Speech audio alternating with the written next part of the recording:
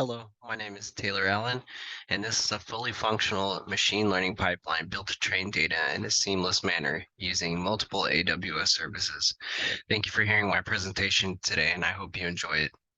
What we are currently looking at is a completed job in a state machine. I will be demonstrating the actual training of the model and the associated outputs. While this process runs, I will be discussing the overview of the project and its objectives. Okay, so from this console, all we need to do is simply start a new execution.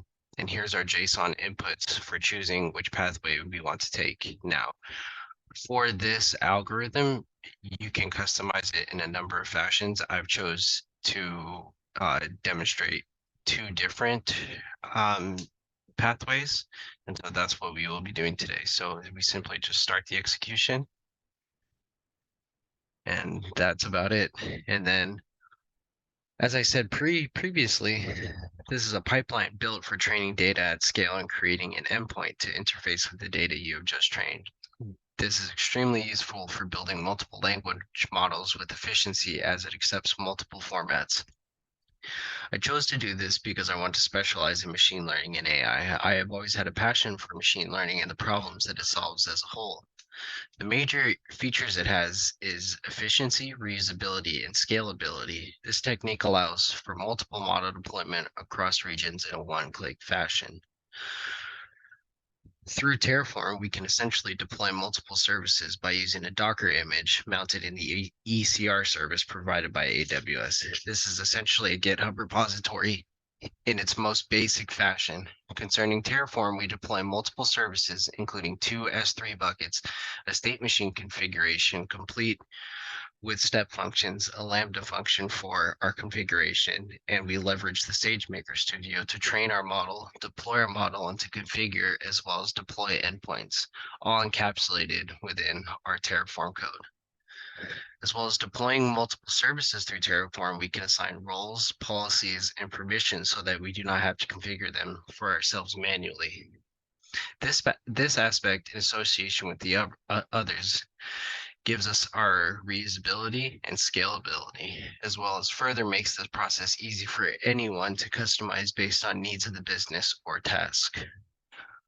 What is unique about the algorithm I built is that it allows for large data sets and multiple format data sets with efficiency, as well as allowing for deployment in a one-click fashion. The most technical challenge was learning Python on an advanced level. Before this, I had an intermediate at best knowledge of Python, so I really had to research concepts and libraries that were foreign to my knowledge. Now I will walk you through the different services that we use. And as you can see, our configuration and our training was successful. And as you can see, we trained the data here. We created a model, which in turn outputted a model to an S3 bucket. We created an endpoint configuration that was through Terraform. And then we created our endpoints. Now, as you can see in the S3 buckets I have here, we have an output path for our models, and we have our training data bucket. This is where the data will be stored.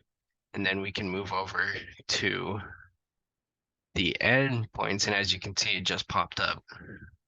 Our second endpoint was created, and this takes about 10 to 15 minutes depending on what your needs are and how it was created. So now we will go over to our ECR service. And as I said, this functions essentially like a GitHub repository. The Lambda configuration clones this and then invokes it, which in turn spits all of this out. So that was it was very essential to use the Lambda configurations along with the ECR. Now I will dive into a little bit of my code. This is kind of how it's set up. Our paths are here. Our training is here. This is just the training script. So this is kind of the meat of the pipeline and how the models will be trained. So if anybody wants to take a look at this, it it will be in the GitHub repository. All of this is free for anybody to use, and I've left comments for anybody who would like to use it on what was going through my head and kind of what's going on in the code. So, and this is our main. You can see it's quite a bit of code, but that makes it easier for us in turn to create our services and then render our services easily.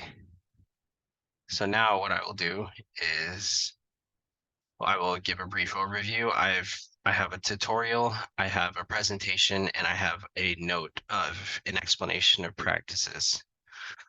So this is pretty much my code and my project. If you wanted to check out my GitHub repository, I will leave a link.